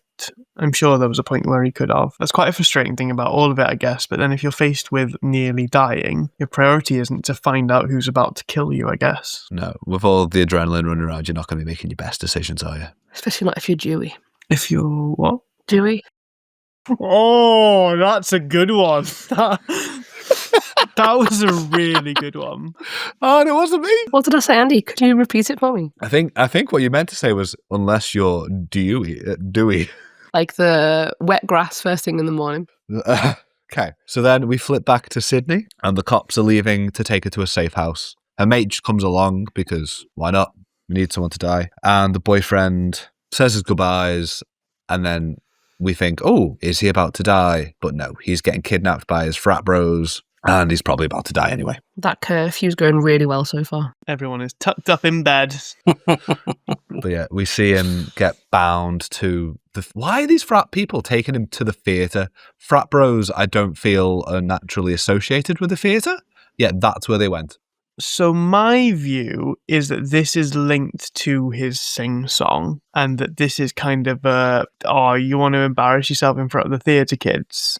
Here you go. That kind of thing. So I would have expected more football post, but I suppose him playing a sport is never mentioned in this film. He's really not much of a character when you think about it, is he? He's just the boyfriend. Very two-dimensional. You couldn't drown in him. He has zero depth. He's the jock you get at theatre school, as he sings. He's just the most beige character ever, and I think that's why Sydney has chosen him. If she's had to choose someone, it's just someone uncomplicated and entirely predictable. But after that, we go back to Sydney and the cops. The police are so inappropriate here. They're asking, where are we going? And the response is, if we tell you, we'll have to kill you. It's like, come on, man, read the room. Ridiculous. Like, it's not even a good joke. But they die really quick to Ghostface, like super quick. Like, he just punches through a window, stabs one, they crash, the other one gets jabbed in the eye with a metal pole. One of the police, before he dies, has his gun aimed at Ghostface when he's driving at him, and why he doesn't just shoot, I have no idea. He just tries to threaten him despite him knowing he's a serial killer. He's killed many people. They're then stuck in the back of the car. Ghostface is unconscious at this point in the front of the car, and I've written, I hate this. Hate. Such a horrible scene, isn't it? Like, you just sat there, like your pulse is raised, your blood pressure's going crazy. Yeah, I've just put, that's a terrible plan, but I guess you've got no choice. Well, there was some choice though, wasn't there? Well, the door was jammed and the other door was against the wall, so what choice did they have? Beat the fuck out of him. Oh yeah, could have just killed him, yeah. Like, just strangle him to death. Yeah, and the amount of failed plans they had before escaping is like, you could have just taken the mask off at some point in that time when you were leaned across him. Even if you don't take the mask off, just pound his skull in. You sat behind him choking with something, just... If you think he's unconscious enough for you to like climb over him to get out, then you've at least got one cheap shot you can make as well. Like, just boot You him. can get his knife. Just get his knife Yeah. and stab him with his own knife. Yeah. And then it Yeah. shows you the perspective from the front of the car, and you can see the cop's gun as well. Obviously, they don't know that gun's there, but you're there like, there's a fucking gun within reach. Yeah, it's a tough scene, that, isn't it? Yeah. So she gets out, tries to get Hallie out, but the back door is jammed, which I'm surprised they left the kiddie locks on, shall we say, when they're transporting two valuable people. But it's a police car, maybe you can't turn it off. It makes sense if you can't turn it off. She gets out, so Hallie has to do the same. Just take the mask off, but she doesn't. She runs, but then decides to go back to take the mask. And at that point, I've just put, you've just condemned Hallie to death, haven't you? And Ghostface isn't there and stabs Hallie. Stab. So stupid, isn't it? Like, you just commit one way or the other. Either leave or take the mask off. So weird to have that moment of clarity after you've already left the situation, isn't it? And Hallie is just saying to run. If you just listen to Hallie, you both should be alive. Or if you're taking the mask off first, she'll be alive. No one stopped her running, though. True. She didn't have to wait for Sydney. No, but I just put, I feel all the black characters are smarter than the white characters here, which, to be fair, I feel that's pretty accurate. They did say at the start, it's always the white guys that just get themselves in danger. And Jada Pinkett says right at the first one, doesn't she? She's like, the black folk always die at the beginning and it's the white folk making stupid decisions and stuff. But the movie doesn't really change that.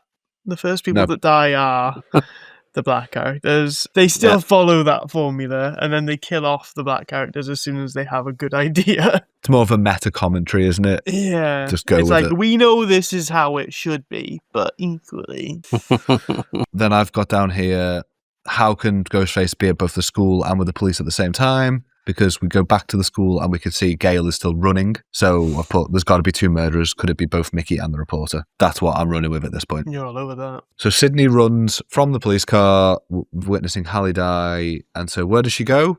To the theatre. The most safe place I can picture. Why not go to the police station? Why not go literally anywhere? There's campus security. Go there. No, she goes to the theatre. Yeah. I guess if you live in this world, do you have any faith in the police or security? Well, after seeing them just get murdered like that. Our no. only experience of them has been useless. Maybe the police in this world just can't be trusted and you're safer in the theatre.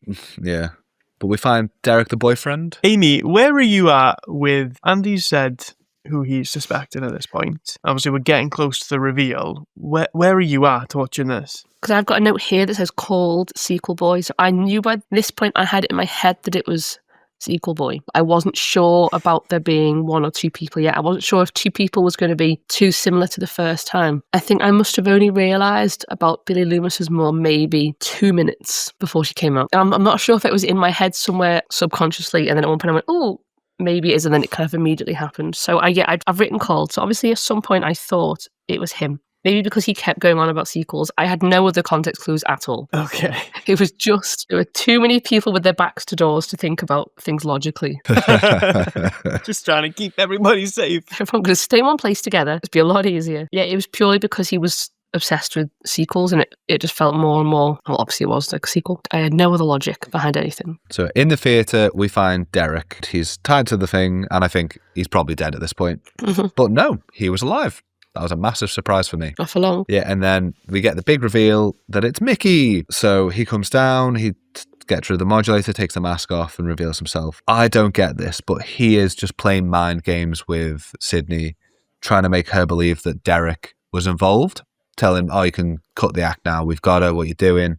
And then he shoots him and kills him, and then blames Sydney for not trusting him. I don't get why Derek is messing about with her that much. There's no backstory for that. Yes, Mickey wants to go to court and blame it all on the movies, but antagonizing Sydney doesn't benefit that. It's just a dick move. In my head, he should just kill her and not mess around. I think to be driven to where he is, he just has to be a dick anyway. So I think he's a murderer and also a knob. Those are conflicting goals at that moment in time. Yeah, but his big reveal is that it's all about the trial and he wants to go to court and get off, blame all the films, and Bob Hope would defend him. It's like, okay, I don't know who Bob Hope is, but cool. He says he'll get Cochrane or Hope or something, doesn't he? And referencing the OJ trial and how OJ got really famous because of the trial, because that was obviously televised not long before this. It's a very 90s thing, because I can remember loads of things in the 90s about video game violence and film violence being bad and it affecting young kids. But, you know, I kind of like that as a motive for the time. It's a bit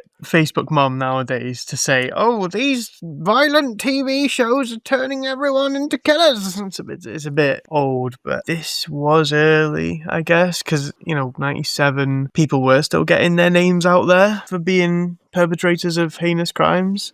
It's only after things like when school shootings erupted in the early 2000s and stuff, there was that big shift of, no, we don't celebrate the perpetrator, we talk about the victims and the massacre. Like, you call it Columbine, whereas there was a time before then when the killers were the people whose names got out there. And I think it is trying to make a bit of a commentary on that and how people don't consider victims and killers do get exposure and get famous and get lives out of things. I think it's trying to lend into that a bit. Yeah, but my next note is Sydney should probably learn self-defense at this point. Yeah, I was just about to say, and I assume the next 8 films, I don't remember how many there are, I assume by the end of it she is like some sort of master of martial art, because there's no reason for you not to immediately go, I've tried to be killed 2 separate occasions now, I need to do something about this. Yeah, I feel like after one attempt on my life, I'd be like, I should probably hit the gym a bit more, maybe hit the punch bag a bit. I mean, she's in America, she could carry a gun. That's a good point.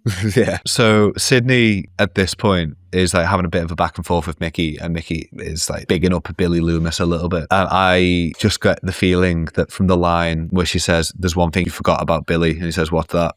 I killed him. You're enjoying that line a little bit too much, aren't you there, Sydney?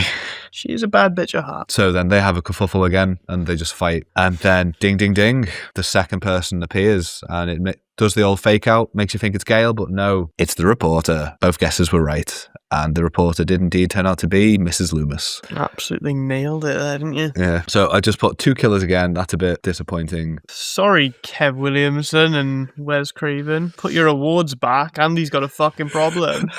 I just felt doing it twice in a row.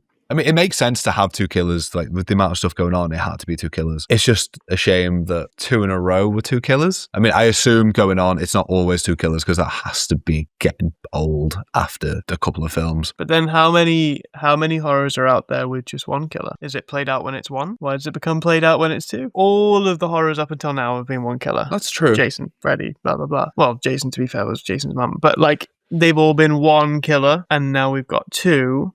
Why does a second one with 2 seem played out when there's so many with 1? I think it's just because the sequel straight away does it. Maybe it's just because I haven't seen many other horror films between it. Maybe it's just that. Like, if a horror fan has seen loads of horror films, maybe it's not. Well, I actually think Lord of the Rings is shit because there's only 1 dwarf and it's pretty played out. So. Have I got a film for you, mate? So Mother Loomis then kills Mickey, pretty much explaining that he was just a tool and that his plan just was ridiculous and was never going to work. Well, he was a hack, wasn't he? Do you remember how she found him? Yeah, just on some... Like murder website, yeah. Yeah, I was searching serial killer website. Actually, there's not that many. That's not true now. But yeah, she was trying to find someone with like genuine experience killing. He had fronted up and talked a big game, so he was just a fucking hack. And she was like, "Oh, well, you're useless, kid." So it just kills him. I'd like to know the balance of how many of the kills were her and how many were him, but I don't actually know. I feel most were him. There are definitely some points where they were both wearing it at the same time. Because she doesn't seem particularly physically capable, does she? I was about to say, yeah. She was definitely more that I'm just going to fuck with Sydney because I want to torture her before I kill her. But then her plan is that to make it look like Sydney and Mickey kill each other, but the gun she shoots Mickey with, she wipes clean and then throws away. You need that in Sydney's hand, so put it down on the floor next to you. Don't just lob it. I remember thinking this at the time. She didn't see Mrs. Loomis until that point, but I don't know how they didn't cross paths at some point outside the school when you had loads of press there. I feel like I'd be sure that there'd be one point where Sydney would be in this group of reporters. She was obviously actively hiding to not get seen at that point. Yeah, because they were really close at the opening scene where they all meet, weren't they? Like, she was getting hounded by reporters, and then Gail turns around and she's there, basically. But is Sydney actively trying to avoid the reporters, and at a glance, because she's had work done, you wouldn't notice? It's an option. As soon as she sees her in the theatre, she notices, doesn't she? There didn't seem to be any kind of, it's like, oh, I know who you are, and yeah, I know who you are immediately. She says something about having a makeover. Mrs. Loomis underwent a dramatic makeover, losing around 60 pounds and getting plastic surgery, so she wouldn't have been immediately recognisable. So yeah, at a glance, when she's, wearing a suit, probably just absolutely not a single thought that would be someone she'd look like. She goes on to blaming Sydney for Billy's death, which... yeah, fair. Wrong context. She's got some blame to take, I believe. Yeah, I mean, Billy probably shouldn't try to kill her. As a mother, Amy. Yeah. Where are your sympathies lying there? It's tricky. I've not yet raised a killer. Yet. So, I mean, they're only young. At time of recording. I mean, one of them I could see trying. So I'm not sure how protective I'd be. One of them was to come up to you and said, I'd kill these couple of people. I don't think I'd be like, all right then, keep it quiet. Let's get the spade. Yeah. It's only overlap between her finding out Billy was a murderer and finding out he was murdered. All she's got to go by is the police report. She's not going to believe it, is she? You're not going to believe your child was responsible for these murders if they can't answer for themselves because they've been murdered. You're just going to focus on the fact they've been murdered. And she does say, Billy was such a sweet boy. And he was. He climbed up through that window. He tried to finger her. He was sweet. So we get a bit more wild shooting. Very wild shooting. Gail takes one in the side. Good girl. And disappears down into like the orchestra pit. Don't see her for a while. But Sydney uses this as an opportunity to be so goddamn dramatic. Like when she got into the Ghostface costume in the first one. There was no need for the thunder and lightning. There was no need for any of that. She could have just ran away. She easily had time to just get out the back door that they came in and escape. But no, she chose violence. She's born for the theatre, isn't she? We've got to put a bit of drama into this, don't we? I mean, I feel she has bloodlust, and I would not be surprised if she turns out to be the killer later on in the series. I think it is a little bit, like you said, her putting on the Ghostface costume in the first one and now making a bit of a scene out of that revenge kill. There is a little bit of something sinister in her, isn't there? There's a little bit of something that and as the way she enjoyed saying that she killed Billy Loomis, like there's something in Sydney in there. There really is. And then those bricks that she drops on her. The first time in the theatre scene where you see them, it's like, why are you showing me these bricks? But they try and make it look like they're heavy because like the kid goes to pick it up and it's like strains a little bit. It's like, you're not using real bricks in a theatre. In no world are they not polystyrene. Yeah. And she's really surprised when she drops these bricks on it and they don't kill her. It's like, oh, really? She comes out a bit scuffed. It's like, you wouldn't even have that. They'd just bounce off you. As much as I'm shitting on it, I love this bit of the film, so I can't. It's a bit of fun, isn't it? The fact that that was like the finishing blow was, I will throw some polystyrene bricks at you from a high shelf. Done my thunder noises, done my lightning, moved the ropes around. Skadoosh, boing, boing, boing, boing. So then I expected Gail to appear and just shoot her like she did in the first one. But no, that did not happen. Instead, we get Mr. Cotton.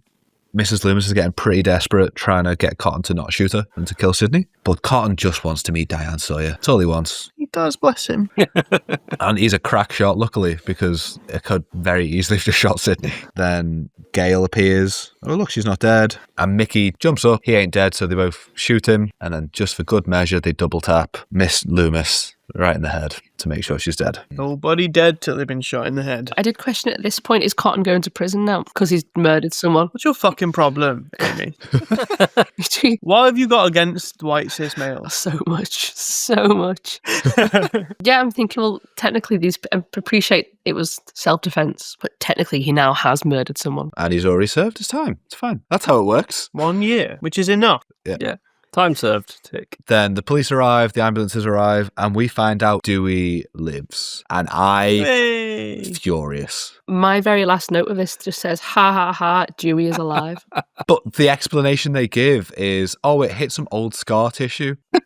He was saved by his knife wound, obviously, from the knife wound. Bulletproof scar. But we saw blood. We saw so much blood, so that means they stabbed him in the spine again, so he's now probably just full-on paralysed. It was scar blood. I mean, how long's it been? He's been bleeding out for what? A good half hour at least. He was gurgling at one point. That was scar gurgling.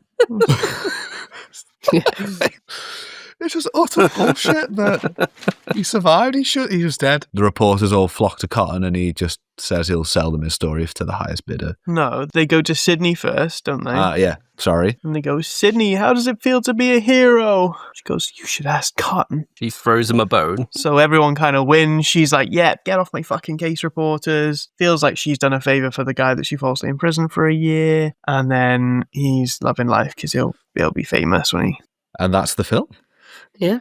That's the film. I was really sad that there weren't more scenes of Stab in the credits. I'd love that if it was as the credits were going, it just had scenes from Stab in it. But no. How do you feel about that, having a film within a film? Because that, to my knowledge, this is the first time I'd seen it in cinema, having a movie within a movie, particularly a movie about that movie within that movie. How did that go down for you? You seem like you enjoyed it. I did. I liked it, other than the ridiculousness of the very opening scene where it just doesn't make sense. The rest of it I loved. I loved the idea of it because, yeah, why wouldn't Gail try and cash out on that story? And I could see someone instantly trying to make a movie out of it. I thought in the context of these two films, it makes sense and I liked it. Nice. What are you in? Yeah, I think I liked it because I was able to watch some horror and not be as scared as I am normally because there was that little bit of goofiness to it. So I was able to kind of be more present with the film in general. And I quite appreciated that. Bit of like cognitive dissonance because of the comedy aspect. It's like, oh yeah, people are dying, but it's really funny. So it's okay. I'm sure in the pre-watch you said this would be gorier than the first one, and I don't think it was. I feel the first one went so much harder than this one did. I think if you were to rewatch it or just watch the kills again, you'd reassess that. But at first watch, you have got that dissonance of it getting a bit funnier and having a bit more of a world being built of this fourth wall, second screen and all that. I think it detracts from the killing and the gore. It's definitely still there. And I feel like, I think Reece said it earlier, the first one felt more psychological. Like I said, quite a lot of things were individual murders in kind of places, where these felt more like group situations. And I think that's to me why it didn't feel as horror being killed by yourself is scarier than being hunted, let's say, with other people isn't as scary because you've got people to share it with. Having that by yourself, it means that then in the real world, when you step away from that film, you're by yourself a lot. Like I'm by myself now in this room. And so therefore I'm thinking, oh, something could happen. But because there were a lot more group shots, apart from obviously the very last scene in the first one. Yeah, this one had a lot more group shots and that made me feel like it just wasn't as scary. The kills are definitely more significant in the first one because you're thinking about them the following night when you're turning your lights off. Yeah. So I think they linger a little bit more. So I'll start with Amy because I think I know my Andy's answer. So was this what you expected going into Scream 2 based on Scream 1? No, I was prepped from what you said that it was going to be high budget, things were going to be worse. And you said things were going to be gorier, and in my head that meant worse, as in scarier, because those two things are very correlated. So I went in with a much almost worse expectation of how much I was going to be able to watch. I think we said in the pre-watch that I didn't know if I was going to make it to the end of the film based on if it was going to be worse than last time.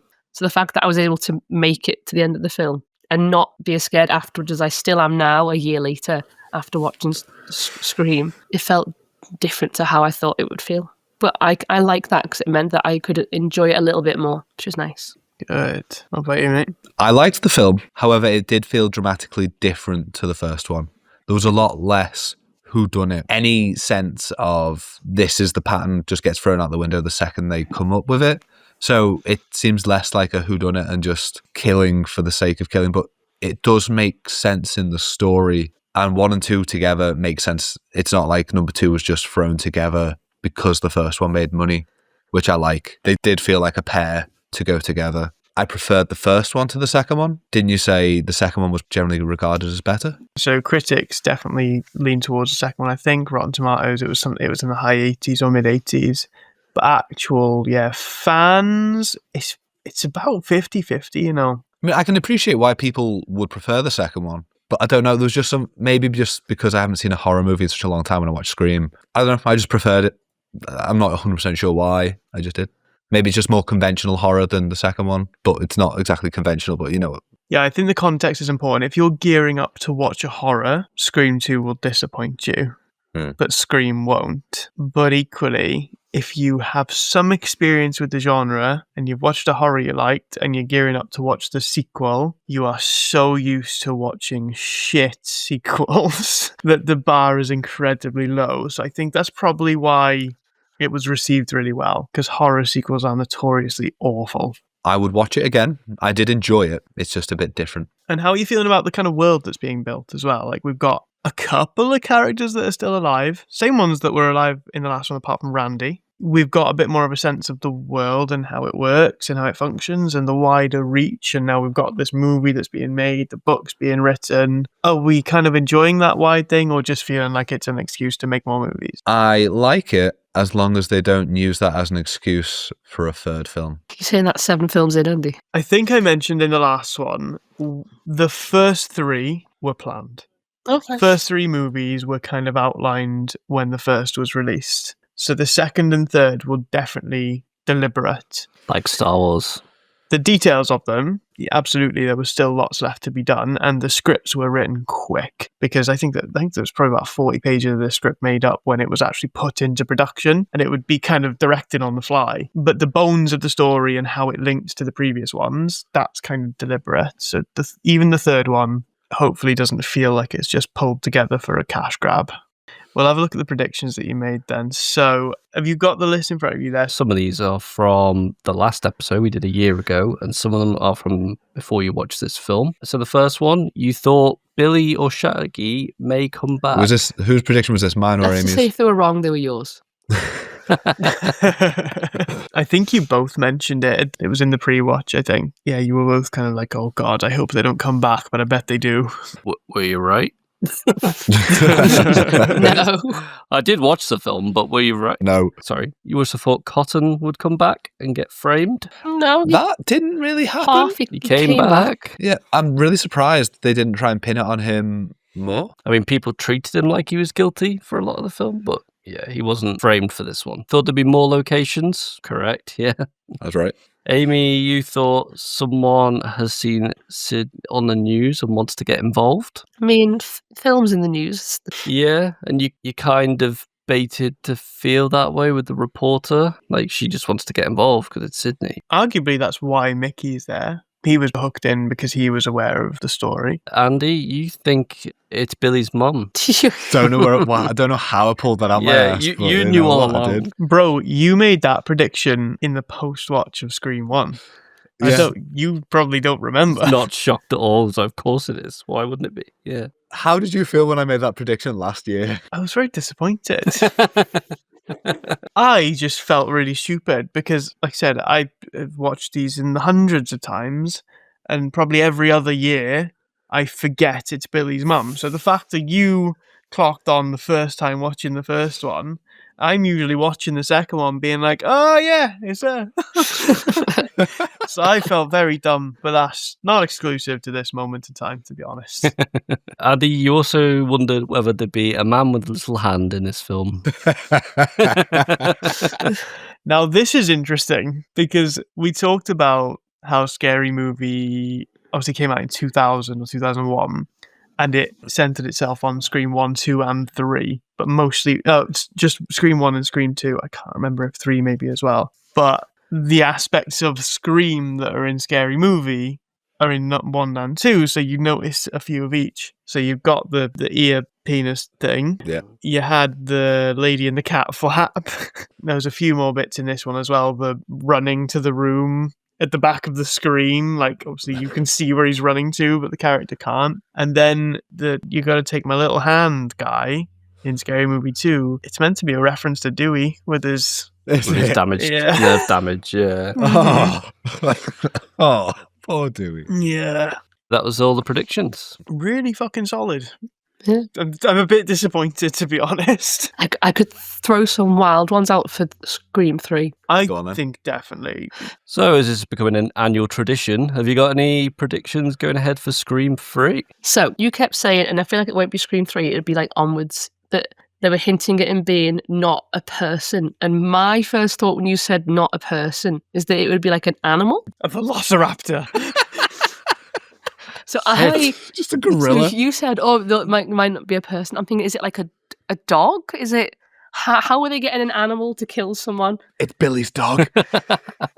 Then I went to like, oh no, maybe he means like a ghost of some sort, like actual ghost. And then I thought we went back then to like Scooby Doo, and it's like looks like a ghost, but it's just a guy. But then that's what we're watching now, I suppose. It'd be just like a guy with like a projector or something, making it look scary. With like glass plates. Prediction 1, tick that off. Hang on. What's the prediction? Tick! Scooby-Doo, Reese, keep up. Scooby Doo. It has dogs. So Shaggy's in the first film. It's all hinted from the start. Could be a dog or it could be a paranormal fake ghost, which are both in Scooby Doo. So non-human killer is what you said. Yeah. A non-human paranormal fake ghost that's also a dog. Yeah, write that one down. So we've done school, then we went to college, so now we must be at work. Like if she was going to be an actor, we've already done the theatre as that last showdown, so we can't do that. That one's gone. Yeah, so she's gone, no, theatre's not for me. Too many guys in masks. I'm going to go work in an office. In a fancy dress shop. That would be the worst. You know, if she does that, then she deserves it, if I'm honest. If she makes it through all 7 films, then at some point I think she's the killer. Scream 3, she's just selling Ghostface merch. Yeah, I just assume at work that feels like the natural progression of what they consider a person's life to do next. It can't be a revenge because we've just had revenge. We can't be copycat, we've just had copycat. What else is there for a reason why people would kill people? Has Mrs. Loomis remarried and got someone else, and now he's angry that she's dead, and so he has to go and kill her? There you go. There's my Mickey's mum. It's mums all the way down. next time. It's one person. It's just a woman. There you go. And then it's the ghost dog.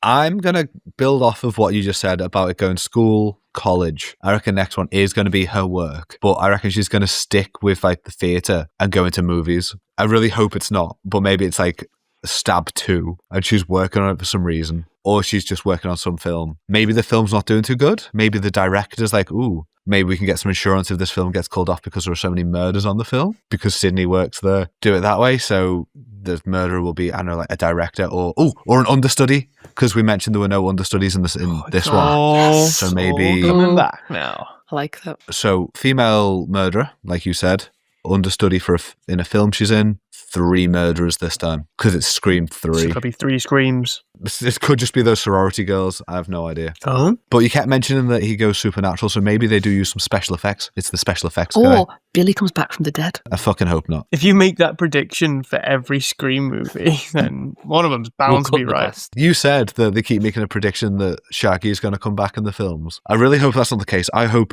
once they're dead in this, and there's a solid you're alive or dead, there's no, ooh, they can come back. So I'm going to assume no, everyone stays dead. But there will be special effects to make it look like he's supernatural. Scooby-Doo. About the Shaggy coming back prediction, Matthew Lillard's in this movie. What? He's in Scream 2? You saw Matthew Lillard in Scream 2. As the same character? No. Oh, well, it doesn't matter then, does it? He's credited as Guy at Party. So I think he's in this, is it Sorority Party or a different one? I can't remember. He is seen in the background hugging Mickey. So he's in this movie. New prediction. Yeah, evil twin, done. New prediction. Evil ghost twin. Yeah, evil twin. Well, it can't really be the evil twin. Same twin. Yeah, I was going to say, how much eviler does it get? So for Scream 2, do you have any top scary moments? Any favourite moments? Scariest moment would probably be when they're in the car with the dead police officer and they've got to climb over Ghostface, because that is, yeah, I don't know if it's scariest, but it's definitely one of the tenser moments, and you really feel for her for that. My favourite moment though is definitely just all the stab. Yeah. Stab it. Yeah, I love that shit, you know. I'm a big fan of movie within movie silly bullshit. What about you, Amy? For my scariest, bearing in mind that I couldn't necessarily physically watch all the super tense bits, I was kind of I had to look down, look up a lot for those bits. But the bit that I did catch because it caught me off guard, even though I knew it was going to happen logically, was when he gets pulled into the van. And I can still kind of remember the heart rate shooting up and the adrenaline. We just kind of see, don't go to the van, oh no, it's there. And he also just gets yanked in the door and the door closed. And that for me was the scariest bit. I think my best bit is always going to be that reveal at the end for what has been going on. Kind of everything gets tied up in a nice bow and it all makes sense. It's always nice, isn't it? Even when they over-explain a little bit, it's just still good. Love that Agatha Christie moment, don't you? Yeah. What about you, Mark? What was your favourite bit of the movie you definitely watched? Oh, the part with the murders. Yeah, I enjoyed that. I don't think I enjoyed it as much as Scream 1. The tone was a bit different. I wouldn't call this a horror. There was some tense action bits, but none of it was I didn't feel scared of the killer in this one. It was just a series of unfortunate events that I was witnessing rather than anything to be worried about. Like you say, there's no kills in it that make me go, oh, I've got to go and sit in the dark on my own and think about that. It didn't leave that impression. It was just an action film more than anything, a thriller maybe. But the part in the police car was pretty tense. There's just too many goofy moments in between, the incompetent police officers, and I was distracted by all the cameos as well. I just kept going, oh, it's them from that. They were really big 5 years after this, right from the start with Omar Epps. I was like, oh, it's Dr. Foreman from House. What's he doing here? And it's it was good to see them getting a really high caliber of actor, even if they weren't big at the time. Don't think I've seen Scream 3, so it will be fresh to me. And it had been a while since I'd seen this one, so I only remembered the big kills, the odd faces, like Buffy getting killed. I remembered that. Yeah, I think Scream 3 will be completely fresh to me. Keen going forward. I might be, sat on Andy and Amy's side of the fence for the next one. Do you want to make any predictions for Scream 3 then? See, I'm not sure if I've seen it, and I've seen bits of promo material for later Screams, so I think I won't say anything now in case I'm right. How are you two feeling about watching the third one? Are you enjoying the franchise so far? And are you keen to watch the third, or am I just forcing you? I'm definitely not as apprehensive as I was about 1 and then about 2, especially knowing that they were all planned at the same time. And now I'm intrigued that Shaggy was in 2 and is going to be in 3 and how that would work, and definitely a little bit more excited than I was for this one and the other one. Good. I'm excited to watch the third one. A bit dubious about watching past that as they weren't planned, but we'll see. We'll cross that bridge when we get to it in 2028. I am fucking gutted that we're doing this annually now. That was never my intention. We fucking started this podcast to do 2 movies, and we were going to do all the screens within a year, and now I have to wait 8 fucking years. All of our kids will be in school by the time we catch up to the movies that are out now. Mine will be finished at GCSEs. Yours will be editing this podcast.